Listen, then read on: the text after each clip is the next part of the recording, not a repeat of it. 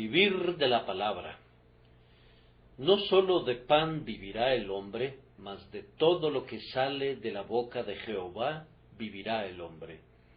Deuteronomio 8:3. Lo más importante para cada uno de nosotros es la vida. ¿Qué aprovechará al hombre si ganare todo el mundo y perdiere su vida? ¿De qué servirían las riquezas si no tuviera vida? ¿Cuál es el valor de sobreabundantes acres para un hombre muerto, o el aplauso de las naciones para uno que descansa en su sepulcro? Por tanto, lo primero que un hombre tiene que cuidar es la vida. Hay algunas personas que toman esta verdad en un sentido erróneo y entonces la tergiversan. Afirman, tenemos que vivir, aunque en el sentido que lo dicen, no existe tal necesidad en absoluto. Que tengamos que continuar viviendo aquí no está claro para nada. Sería mucho mejor para nosotros morir que vivir gracias a pecar. Los mártires han preferido sufrir las más terribles muertes antes que deshonrar, ni siquiera por una sola palabra, el nombre de Jesús. Y todo verdadero cristiano preferiría la muerte inmediata antes que deshonrar a su grandioso Señor y Maestro.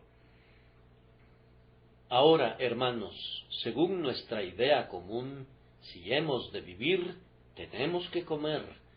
Tenemos que comer pan, que es el báculo de la vida, y algunas veces, cuando el pan escasea y el hambre provoca agudos tormentos, los hombres han sido conducidos a echar mano de la iniquidad para proveerse del alimento necesario.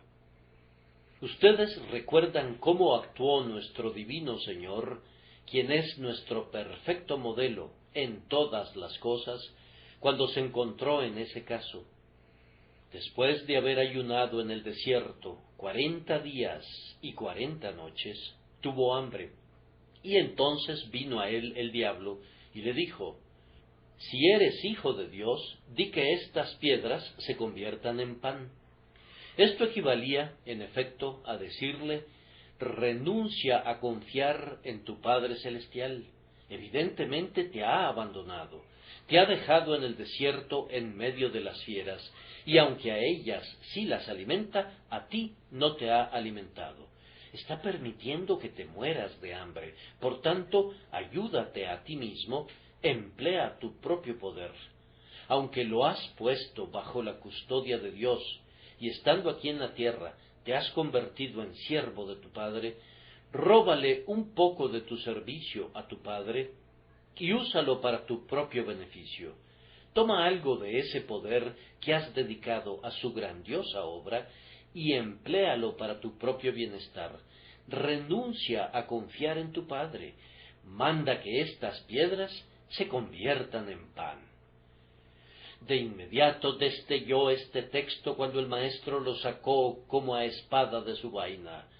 Escrito está, no sólo de pan vivirá el hombre, sino de toda palabra que sale de la boca de Dios. Fue sólo por el uso de esta espada del Espíritu, que es la palabra de Dios, que el archienemigo fue alejado de Cristo. Y yo quiero usar esa arma ahora. Puedo decir de ella lo mismo que dijo David de la espada de Goliat, ninguna como ella, dámela. Esa espada con la que Cristo ganó la victoria es la mejor para ser usada por sus siervos. Esta respuesta de nuestro Señor al tentador nos enseña que el sustento de nuestra vida, aunque naturalmente y de acuerdo a la apariencia ordinaria de las cosas depende del pan, realmente depende de Dios. Es Dios quien da al pan el poder para nutrir al hombre. A mí me parece un gran misterio que el pan o cualquier otro tipo de alimento haga eso. Puedo entender cómo, siendo materia en una cierta forma, tienda a construir la estructura material del cuerpo, si bien el proceso por el cual el pan se convierte en carne y en sangre y huesos y músculos y cabellos y todo tipo de cosas, mediante la acción perpetua del poder de Dios, es algo muy asombroso. Pero es algo más notable que este material parezca nutrir, por lo menos en alguna medida, al corazón del hombre, de tal manera que la propia alma y el principio vital en él dependan de ser sustentados por el alimento corporal. ¿Podría explicarnos alguien cómo es que el espíritu interior pone en acción los músculos de la mano y los nervios que se comunican con el cerebro? ¿Cómo es que el espíritu impalpable, una cosa que no puedes ver ni oír, que no es en sí misma material, posee poderes mediante los cuales controla la materia de este cuerpo exterior? ¿Y cómo es que la sustancia material del pan obra de alguna manera para mantener a nuestro espíritu en conexión con esta carne y esta sangre? Yo no puedo explicar este misterio, pero creo que es un continuo milagro obrado por Dios. Frecuentemente me dicen que los milagros han cesado. Me parece que los milagros son la regla de la operación de Dios y que por todas partes se podrían percibir cosas dignas de admiración y de asombro si viéramos más allá de la apariencia externa. Penetremos por un momento debajo de la mera superficie y veremos un mundo de prodigios, no puedo decir menos. De acuerdo con nuestro texto, somos llamados a observar que el poder que nos mantiene vivos no está en el pan mismo, sino en Dios, quien decide hacer uso del pan como su agente para nutrir a nuestro cuerpo. Yo no deduzco de esta verdad que por lo mismo no he de comer nunca, sino que he de vivir por la fe, porque Dios puede hacer que viva sin necesidad de pan. Algunas personas me parecen muy insensatas cuando deducen que, ya que Dios puede sanarme, nunca debo tomar una medicina adecuada o apropiada para una enfermedad, porque debo confiar en Dios.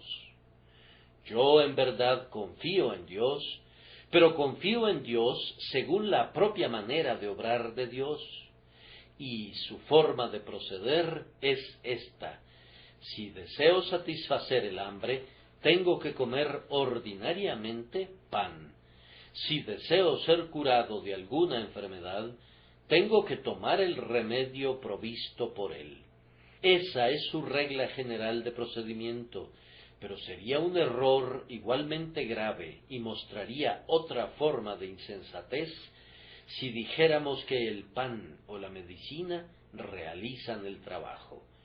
El pan alimenta y la medicina sana, pero Dios es quien obra por esos medios. O, si así le agradara, quien obra sin ellos. Si es necesario que su Hijo viva y no decidiera comisionar a los cuervos para que le llevaran pan y carne, o si no mandara a una viuda que sustentara a su siervo, lo podría mantener sin necesidad de ningún medio, pues no sólo de pan vivirá el hombre, mas de todo lo que sale de la boca de Jehová. Cuando el Señor habla y le ordena vivir, vive. Dios dijo la palabra para que el mundo existiera. Su palabra mantiene todavía la estructura entera del universo sobre sus columnas, y, ciertamente, esa palabra es capaz de sustentar a nuestra alma con vida, incluso sin usar medios externos o usándolos el tiempo que Dios quiera. Ese, creo yo, es el significado del texto. Dios llevó a su pueblo al desierto donde no había ni siembra ni siega, y donde no se hacía pan, y le pareció al pueblo que se moriría de hambre allí. Pero, entonces, Dios hizo que el maná cayera del cielo para mostrar que podía sustentarlo, si no por un medio, por otro muy distinto.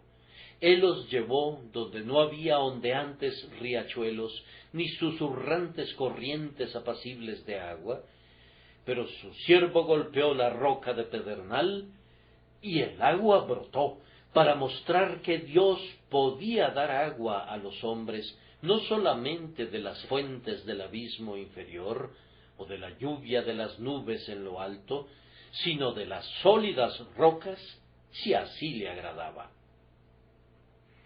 Amigo mío, Dios puede darte pan para comer.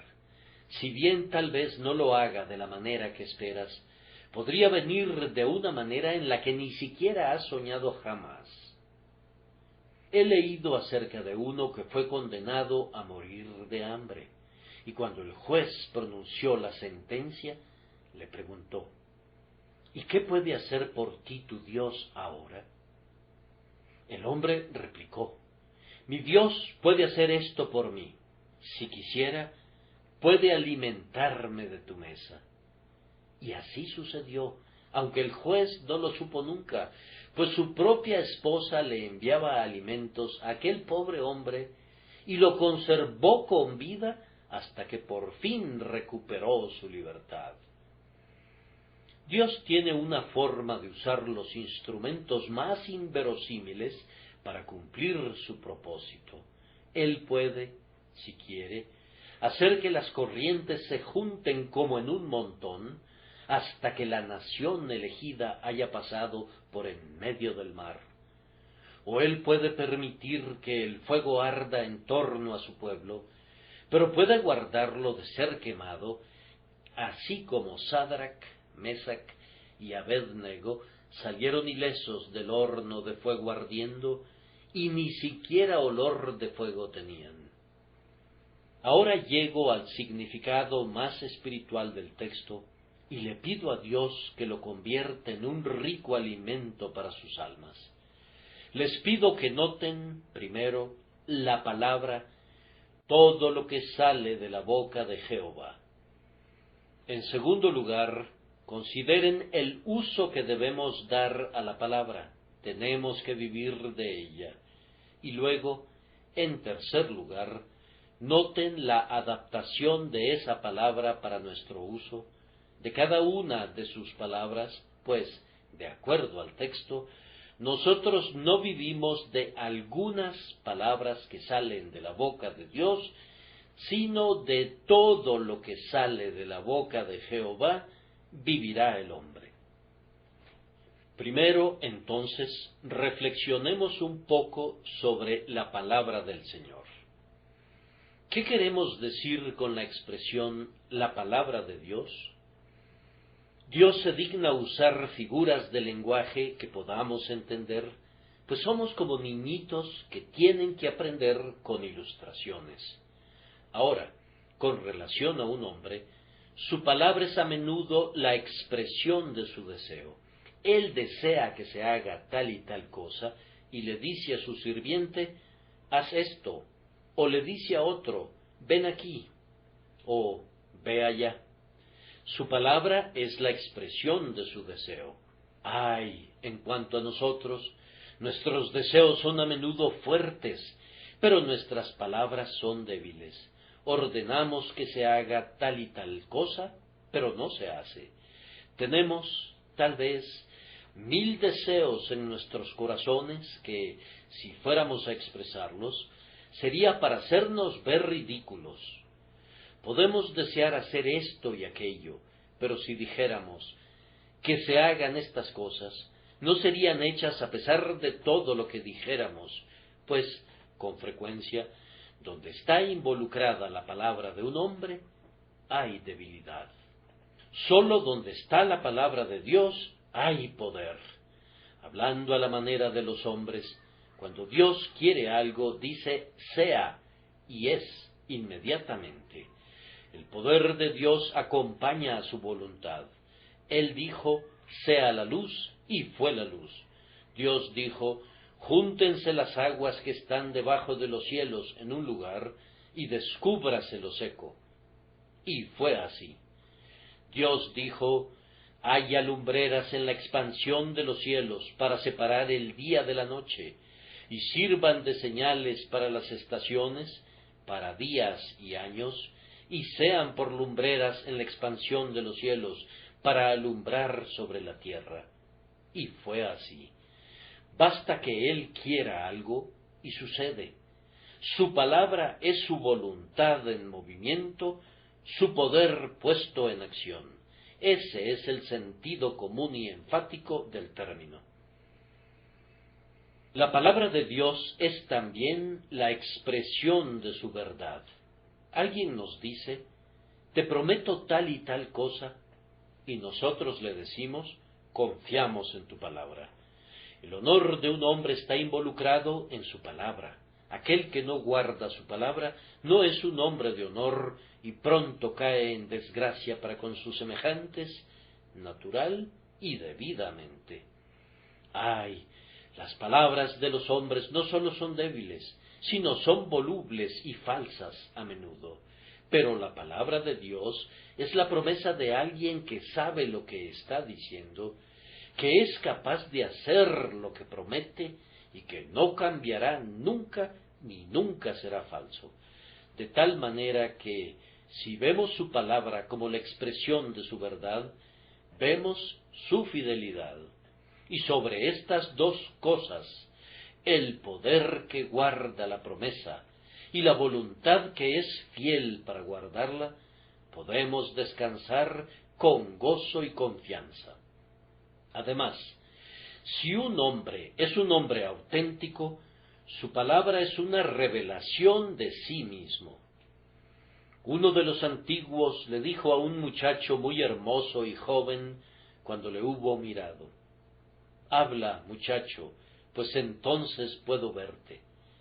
Y con frecuencia, cuando una persona habla, vemos mucho más de su carácter que cuando la vemos simplemente a ella. Hay muchas lindas caras que han sido admiradas debido a su apariencia, pero cuando la lengua no muy bonita de su dueño comienza a parlotear, el amor se queda desconcertado sin poder encontrar algún motivo de admiración. Hay algunas personas que hablan de tal manera que, cuando vemos su interior, se ven tan repugnantes que anulan su atractiva apariencia. Pero un hombre auténtico se revela por sus palabras. Es por esto que el Señor Jesucristo es llamado la palabra de Dios. Jesucristo es Dios hablando. Dios piensa lo que dice, y los pensamientos de Dios son encarnados en la persona, obra, vida y muerte de Jesucristo, su amado Hijo.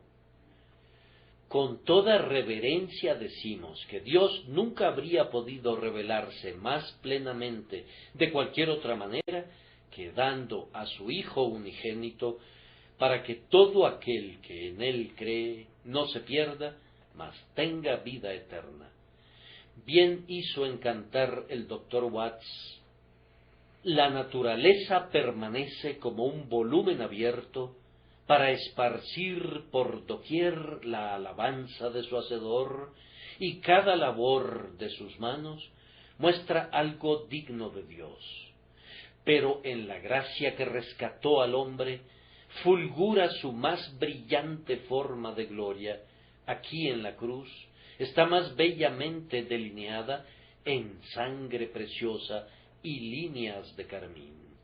Aquí contemplo lo más íntimo de su corazón, donde se unen extrañamente gracia y venganza, perforando a su Hijo con el dolor más agudo, para hacer míos los placeres comprados. Queridos amigos, entonces vean ustedes que la expresión la palabra de Dios tiene un alcance muy amplio. Pero mi texto me induce a recordarles algo muy dulce. No sólo de pan vivirá el hombre, mas de todo lo que sale de la boca de Jehová vivirá el hombre. Es hermoso pensar que la Escritura procede de la boca de Dios. No miren ese rollo de papiro sobre el cual está escrita, y sobre el cual los críticos debaten y altercan. Ellos tropiezan casi con cada letra y con cada palabra, y así se pierden de su significado y de su espíritu. Pero en cuanto a ustedes, oren al Espíritu Santo pidiendo que la diga en su corazón, como si procediera inmediatamente de la boca de Dios. Cuando Cowper contemplaba el retrato de su madre, después de que, para su gran tristeza, había partido de la tierra hacía mucho tiempo, exclamaba: «¡Oh, que esos labios pronunciaran palabras!». Bien, has de considerar que esta palabra de Dios sale constantemente de nuevo de sus labios. El Espíritu Santo pone en la palabra un poder que la hace entrar directamente en tu corazón con el propio tono y majestad del Dios de gracia, el Padre de tu espíritu. Este maná cae siempre fresco del cielo. Los israelitas nunca tuvieron pan rancio en el desierto. Ellos recogían el pan de nobles fresco cada mañana, justo cuando descendía de los cielos. De la misma manera, consideren que cada pasaje de la palabra de Dios viene fresco a ustedes de parte de Dios. Consideren que su Padre Celestial lo está diciendo directamente a su corazón. Estaba leyendo en uno de los libros de Mark Guy Pearce un día un bello pensamiento que no había captado nunca antes. Él pone en boca de un hombre muy sencillo, pero piadoso, que está hablando acerca de su Padre Celestial, palabras más o menos en este sentido: «Estoy muy seguro de que mi Padre me cuidará. Él no descansó nunca durante los 6 días de la creación, mientras no hubo preparado un lugar para que su Hijo viniese y viviese allí. Mientras no hubo puesto el trazo final sobre ese lugar y no tuvo la casa lista para Adán, no descansaría del todo. Y ahora mi Padre Celestial no descansará mientras no haya preparado el cielo para mí, y no me haya preparado a mí para el cielo, y Él seguramente me dará todo lo que necesito en el camino». Cuando leí eso, me llegó tan fresco como si hubiera visto escrito el 2º capítulo del libro de Génesis. No me pareció como un registro viejo y rancio, sino como un mensaje fresco y vivo procedente de la boca de Dios en ese lugar y en ese instante. Y hay muchos amados hijos de Dios que, cuando son enseñados por el Espíritu, han hecho nuevas lecturas de los antiguos textos y, por decirlo así, cuelgan las viejas pinturas al óleo bajo una mejor luz, al punto que nos hemos preguntado al contemplarlos: ¿serán los mismos cuadros? Parecen contener una fresca belleza y una fuerza inusitada. Esto debe ser su alimento, queridos hijos de Dios, su propia palabra tal como la tienen aquí, pero tienen que alimentarse de ella como si saliera continuamente de su propia boca. El texto dice además: «De todo lo que sale de la boca de Jehová vivirá el hombre».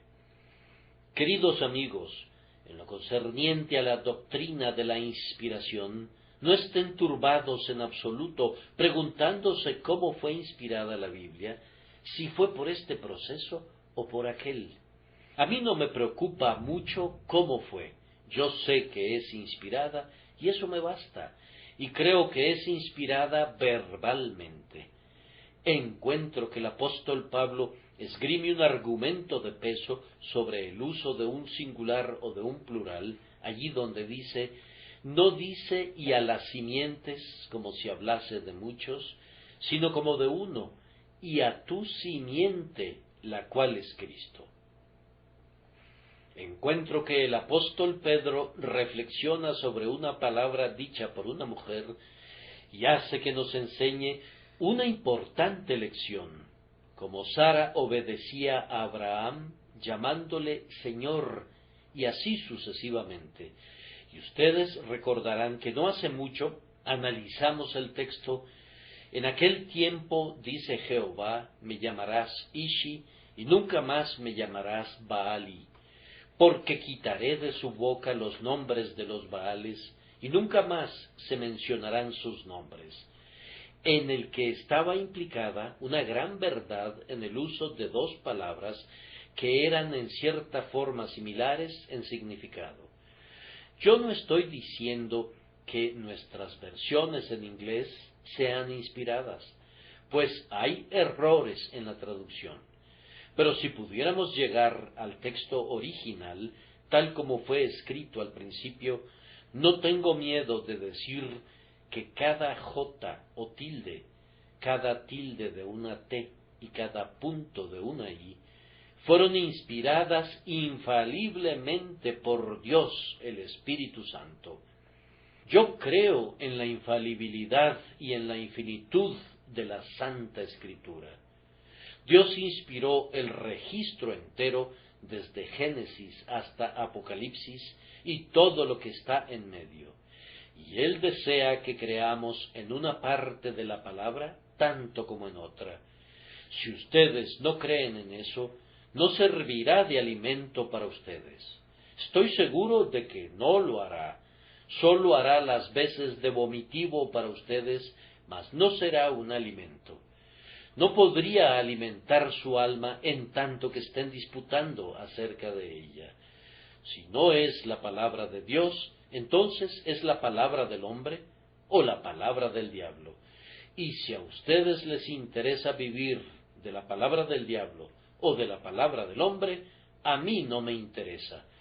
Pero la palabra de Dios es alimento para el alma que mora con Dios y no puede quedarse satisfecha con nada más.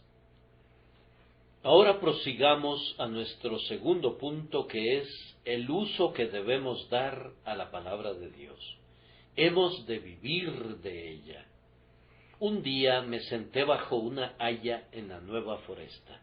Me gusta mirar a las hayas y estudiarlas, y hago lo mismo con otros árboles, pues cada árbol tiene sus propias peculiaridades y hábitos, su manera especial de torcer sus ramas y de hacer crecer su corteza y de abrir sus hojas, etc.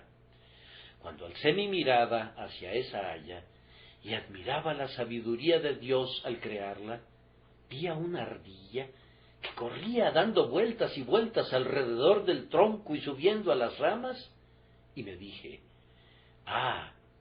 esta haya es para ti muchísimo más de lo que es para mí, pues es tu hogar y tu sustento y tu todo. Sus grandes ramas eran las calles principales de su ciudad, y sus ramitas eran sus veredas. Esa ardilla tenía su casa en algún lugar de ese árbol, y las vainas de la haya eran su alimento diario. Vivía de ella. Bien, ahora, la manera de tratar con la palabra de Dios no es contemplarla simplemente o estudiarla como lo hace un estudiante, sino vivir de ella, así como la ardilla vive de su haya. Ha de ser para ti, espiritualmente, tu casa, tu hogar, tu alimento, tu medicina, tu vestido, el único elemento esencial de la vida y del crecimiento de tu alma. Hay algunas personas, a las cuales conozco, que toman la palabra de Dios y juegan con ella. Están interesadas en sus narraciones, estudian sus historias a la luz de la investigación moderna, etc. Pero no fue destinada simplemente para un propósito como ese. Las rebanadas de pan no son puestas sobre la mesa para que las esculpas de diferentes maneras y para ser miradas simplemente. Tienen el propósito de servir de alimento. Ese es el uso apropiado del pan y ese es el uso apropiado de la palabra de Dios. Algunos hacen cosas peores que esta. No es tanto que jueguen con la Biblia, sino que se pelean por ella, contienden fieramente por una doctrina y condenan a todo el mundo que no acepte su interpretación particular de ella. Cuando he oído a algunos predicadores, me ha parecido que han sacado una doctrina a propósito para pelear por ella. Yo tengo un perro que tiene una alfombra en la que duerme, y cuando vaya a casa esta noche, la sacará y la sacudirá delante de mí, no porque le interese particularmente su alfombra, sino porque sabe que yo le diré, dámela, y entonces él va a ladrarme y dirá en su lenguaje, no, no te la daré. Hay algunas personas que citan las doctrinas de la gracia justo de esa manera. Puedo verlas trotando mientras sostienen en la boca la doctrina de la elección solo para que algún hermano arminiano dispute con ellas al respecto y entonces puedan ladrarle. No actúen así, amados. El peor utensilio con el que pueden derribar a un hombre es la Biblia. Tiene por fin que vivamos de ella. No tiene por objeto ser un arma en nuestras controversias, sino nuestro diario alimento del que vivimos con regocijo. No creo que nuestras Biblias nos fueran dadas para que simplemente las empleemos como telescopios para auscultar los cielos, para tratar de descubrir qué sucederá dentro de 50 años. Estoy cansado de las profecías y especulaciones que, como regla general, terminan en nada. Conozco a algunos hermanos con quienes no se puede hablar de ningún pasaje sin que digan, oh, tú no has visto el último librito de R.B.S. Esas no son las iniciales reales del buen hermano, en el que dice que este pasaje no se aplica a nosotros, sino que solamente está destinado para los judíos. O también, eso era sólo para la iglesia en el desierto y no para nosotros en estos días. No usemos indebidamente la palabra de Dios, sino valorémosla como el pan del que hemos de vivir. No sólo de pan vivirá el hombre, mas de todo lo que sale de la boca de Jehová vivirá el hombre. Pero ¿cómo podemos vivir de palabras?, nos pregunta alguien. Has hablado bien, no podemos vivir de palabras si son palabras de hombre, pero no hay nada como la palabra de Dios para vivir de ella. A esa palabra le debemos nuestra vida. Él habló para que fuéramos creados, Él habló para que el alma entrara en nuestro cuerpo. Por esa palabra de Dios somos mantenidos vivos diariamente. Basta que Dios la revierta y diga, regresen ustedes, hijos de los hombres, y tendríamos que regresar de inmediato al polvo del cual salimos. Es por la palabra de Dios, ciertamente, que comenzamos a vivir espiritualmente. Por medio de la obra eficaz de su palabra, creímos en Cristo. La simiente viva e incorruptible fue sembrada en nuestro corazón, y por ella comenzamos a vivir. Y es por la misma palabra que nuestra alma es sustentada con vida. Hasta este momento, ustedes y yo no hemos recibido ningún nutrimento del Espíritu Santo, excepto por esa palabra de Dios, que es el alimento del Israel espiritual en el desierto de este mundo. Cristo dijo, mi carne es verdadera comida, y mi sangre es verdadera bebida, y es por Él, como palabra de Dios, que nuestra vida ha de crecer todavía más. No hay ningún desarrollo del cristiano que le venga de cualquier otra manera, excepto por la palabra de Dios, encarnada o inspirada. Aquel que habló, y fuimos creados, tiene que hablar para que tengamos un ser más fortalecido todavía. La fe es el don de Dios, pero también lo es la seguridad. La primerísima chispa de vida es el don de la gracia de Dios, pero también lo es la llama seráfica del celo. Todo eso proviene de la palabra de Dios, y cuando estemos a punto de entrar al cielo, el último toque que nos perfeccionará no será dado por ningún cincel, sino por la palabra de Dios. Nuestro Señor oró por sus discípulos: santifícalos en tu verdad, tu palabra es verdad, y esa palabra completará el proceso entero. Vean entonces, amados, de qué ha de vivir lo más íntimo de su espíritu, de la palabra de Dios. Hermanos y hermanas, podría preguntarles si están todos ustedes suficientemente conscientes de esta gran verdad. Ustedes nunca recibieron la vida espiritual debido a sus propios sentimientos. Vivieron cuando creyeron en la palabra de Dios, y nunca alcanzarán ningún incremento de vida espiritual, ni de gracia creciente, por sus propios sentimientos o por sus propias acciones. Tiene que ser todavía por su fe en las promesas y por alimentarse de la palabra. No hay ningún otro alimento para sus almas. Todo lo demás resultará ser al final algarrobas. Entonces, ¿tienes hambre? Ven y aliméntate de la palabra. ¿Te has rebelado? Ven y aliméntate de nuevo de la palabra. Dios sana a su pueblo alimentándolo. ¿Cómo es eso?, preguntas. Cuando la iglesia de la Odisea no era ni fría ni caliente, de tal forma que Cristo sentía que tenía que vomitarla de su boca, incluso entonces le dijo al ángel de esa iglesia: «He aquí, yo estoy a la puerta y llamo. Si alguno oye mi voz y abre la puerta, entraré a él y cenaré con él y él conmigo». Y yo me atrevo a decir que no hay cura para la tibieza como una buena cena con Cristo. Si Él entra y cena contigo y tú con Él, tu tibieza desaparecerá de inmediato. No comiences siendo salvado por la fe para luego proseguir a ser salvado por obras. No trates de mezclar esas dos cosas. Si eres de la casa de Sara, no inclines tu rodilla delante de Agar, ni regreses a la esclava. Si has vivido de la palabra simple y pura, dándole crédito por una fe viva dada por Dios, prosigue viviendo de la misma manera y crece por la palabra.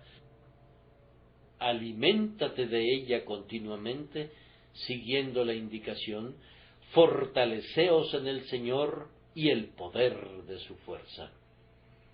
Ahora llego a mi último punto sobre el que quiero insistir muy enfáticamente, y es la adaptación de la palabra de Dios para la alimentación de nuestras almas.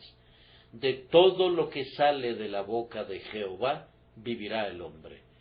De toda palabra.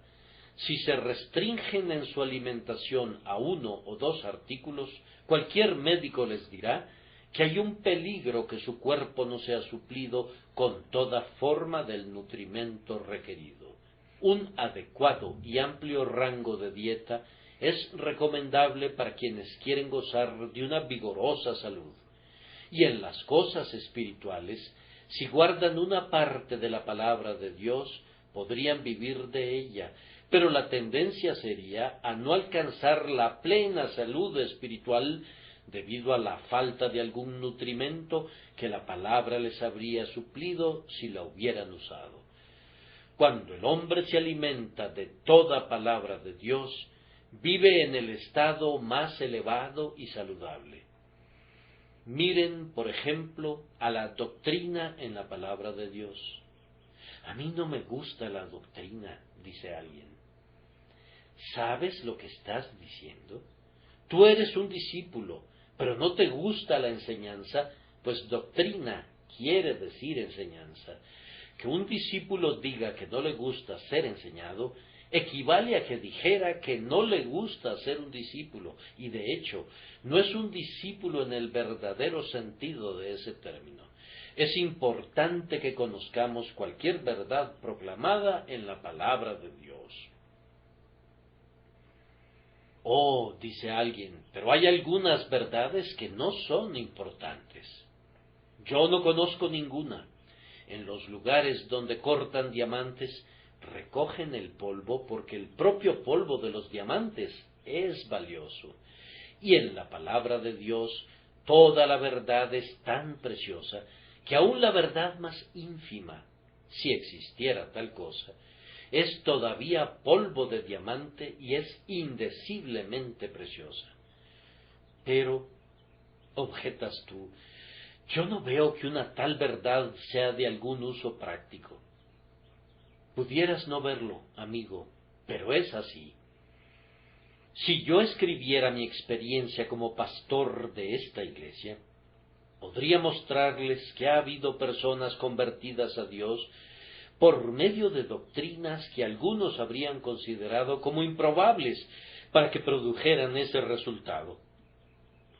Sé que la doctrina de la resurrección ha llevado a los pecadores a Cristo. He conocido a muchas personas que han sido traídas al Salvador por la doctrina de la elección.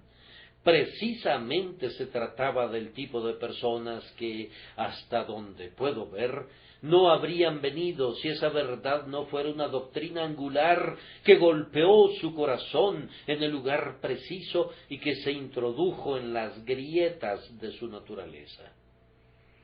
Yo creo que todo lo que está en la palabra de Dios tiene que ser predicado, tiene que ser creído y tiene que ser estudiado por nosotros. Toda doctrina es útil para un fin u otro. Si no es alimento, es medicina. Y los niños necesitan algunas veces un tónico, así como necesitan la leche. Toda planta en el huerto de Dios responde a algún buen propósito. Por tanto, debemos cultivarlas todas y no debemos descuidar ninguna doctrina. Sin embargo, cuando me acerco a la palabra de Dios, encuentro que no todo es doctrina y descubro que hay mucho de precepto. Ahora, tal vez alguien diga, a mí no me interesan los preceptos.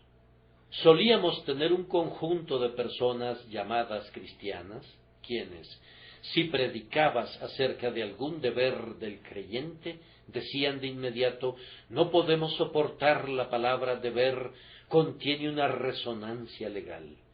Recuerdo haberle dicho a uno que me llamó un predicador legal. Eso está muy bien. Legal quiere decir conforme a derecho. Y tú quieres decir, yo supongo, que soy un predicador conforme a derecho y tú eres una persona contraria a la ley, puesto que objetas mi predicación. Pero solía ser así. Si predicabas doctrina sana y buena, si predicabas sobre los privilegios de los creyentes, eso los complacía mucho. Pero cuando comenzabas a hablar acerca de las partes prácticas de la palabra de Dios, entonces se ofendían de inmediato. No ha de sorprendernos, pues su conciencia les remordía por su descuido de esas porciones de las Escrituras. Pero, queridos amigos, vivimos de los preceptos así como de las doctrinas, y se han convertido para nosotros en nuestro alimento necesario. Ustedes saben qué dijo David acerca de los mandamientos del Señor. Deseables son más que el oro y más que mucho oro afinado, y dulces más que miel y que la que destila del panal. Tu siervo es además con ellos, en guardarlos hay grande galardón. Bendito sea Dios, porque hay también una extensa porción de este libro que se ocupa de las promesas. Queridos amigos, deben conocer bien las promesas. Con frecuencia he comprobado que me es útil ese librito en el que el doctor Samuel Clark ha clasificado las promesas bajo diferentes categorías. Es muy útil, si tienen problemas, referirse a todas las promesas que son dadas a aquellos que se encuentran en circunstancias similares a las suyas. Por ejemplo, para los enfermos, o para los pobres, o para los que son blanco de calumnias. Al leer esas promesas, una tras otra, se dicen a ustedes mismos: esta es mi chequera, puedo tomar las promesas conforme las necesite, firmarlas por la fe, presentarlas en el grandioso banco de la gracia y salir enriquecido con la ayuda presente en el tiempo de necesidad. Esa es la manera de usar las promesas de Dios para que ministren a la vida de nuestro espíritu. Pero, queridos amigos, gran parte de la palabra de Dios está conformada por historias. Allí tienen la historia de la creación y de la caída, de Abraham y de Isaac y de Jacob y de Moisés y de los reyes y príncipes y del pueblo de Israel. Tal vez se pregunten: ¿es alimento eso? Ciertamente, hay críticos en estos días que hablan despectivamente del Antiguo Testamento y hablan como si los evangelios constituyeran toda la palabra de Dios. Incluso consideran que las epístolas son de inferior calidad. Pero todo eso está mal. El hombre vive de toda la palabra de Dios y, a menudo, una historia, dándonos un ejemplo de fe o una prueba de la fidelidad de Dios para ayudar a su pueblo atribulado, se convierte en un alimento más adecuado de lo que podría ser la promesa sola. Los hombres dicen que hay más fuerza en lo concreto que en lo abstracto. Ciertamente, hay más poder en algo presentado en vivo del que hay en eso mismo expresado en palabras. Si van alguna vez a las galerías de cuadros de Versalles, pueden caminar a través de, iba a decir, miles de kilómetros de galerías entre cuadros de reyes y hombres notables de diferentes épocas, pero nadie se detiene a mirarlos, ni a ustedes mismos les interesaría verlos. Son simples cuadros, pero abajo hay pinturas de los mismos hombres, solo que están pintados en orden de batalla o en varias posiciones que los muestran en acción. Ahora sí se detienen y los miran, pues están interesados en la representación de las escenas que vivieron. Así, algunas veces, las promesas de Dios están colgadas como cuadros en la pared y no las advertimos. Pero cuando vemos a los hombres que confiaron en esas promesas y comprobaron la verdad de ellas, entonces hay una suerte de interés humano acerca de ellas que gana nuestra atención y habla a nuestros corazones. No descuiden nunca las partes históricas de la palabra de Dios, pues están llenas de alimento para los hijos de Dios. Sucede precisamente lo mismo en relación con las profecías. Una vez oí decir al señor George Miller que a él le gustaba leer toda la Biblia, una y otra vez, y que a él le gustaba leer las porciones de la Biblia que no entendía. Esa parece más bien una declaración singular, ¿no es cierto? Pues, ¿de qué nos sirve la lectura si no entendemos lo que leemos? El buen hombre me lo explicó así. Un niñito está con su padre, y hay mucho de lo que su padre le dice que él comprende y absorbe, y le agrada mucho oír hablar a su padre. Pero algunas veces su padre habla de cosas que están mucho más allá de su alcance, pero al muchacho le gusta escuchar. Aprende un poquito aquí y allá, y gradualmente, cuando ha escuchado año tras año, comienza a entender lo que dice su padre, como no lo habría hecho nunca si se hubiera alejado corriendo siempre que su padre comenzaba a hablar de cosas incomprensibles. Lo mismo sucede con las profecías y con otras partes profundas de la palabra de Dios. Si las lees una vez o dos, pero no las comprendes, A pesar de ello, estúdialas y entrégales tu corazón, pues gradualmente la verdad preciosa permeará tu espíritu y beberás insensiblemente sabiduría que de otra manera nunca habrías recibido. Cada parte de la palabra de Dios es alimento para el alma. Entonces, queridos amigos, pudiera ser que haya un mensaje de amenaza que les hable muy ásperamente, pero que es también muy provechoso para ustedes. Tal vez, algún domingo, salgan del tabernáculo y digan: nuestro pastor no nos ha consolado esta mañana, pareciera que nos ha desmenuzado y aplanado con la grada y nos ha arado. Sí, yo sé que así sucede algunas veces, pero es para su provecho, pues, como dijo Ezequías, por todas estas cosas los hombres vivirán.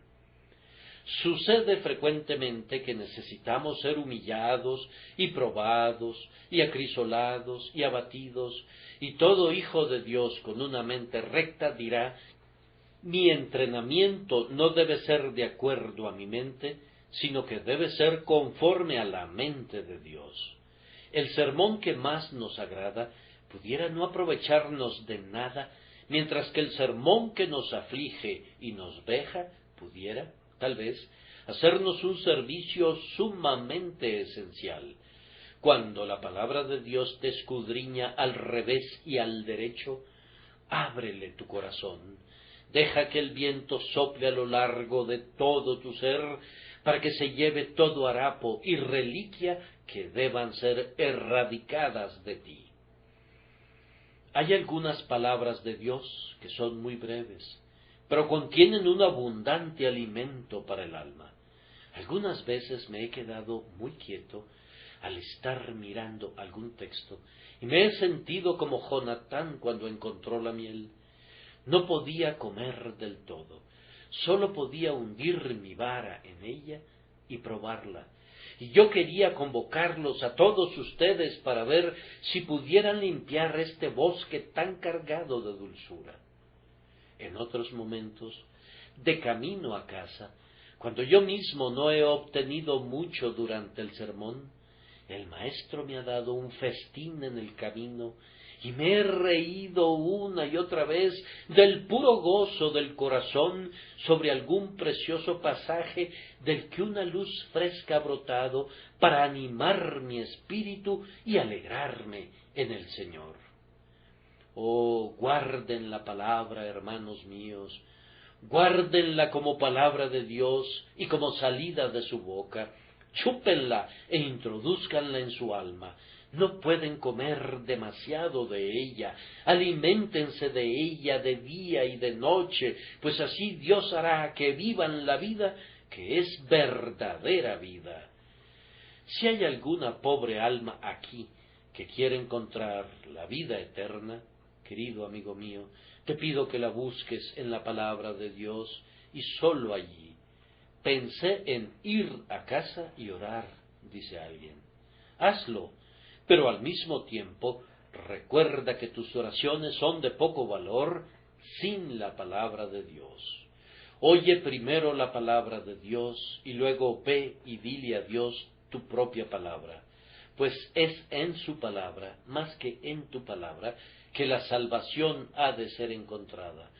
Recuerde esa grandiosa frase del libro de Éxodo, donde Dios dice: veré la sangre y pasaré de vosotros. No dice cuando ustedes vean la sangre, sino cuando Él vea la sangre. Entonces, cuando Dios mira la sangre derramada y rociada de Cristo, es cuando los mira a ustedes con piedad y compasión.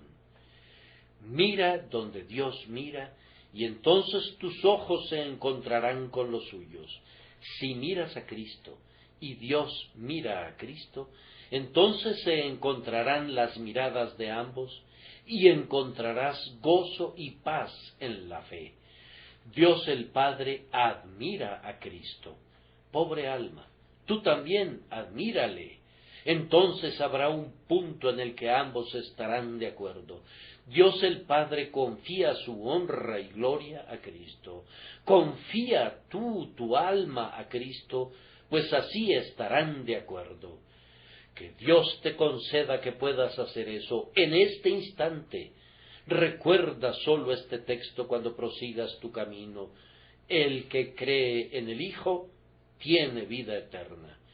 Que Dios nos conceda que cada uno de ustedes tenga esa vida eterna por Cristo nuestro Señor. Amén.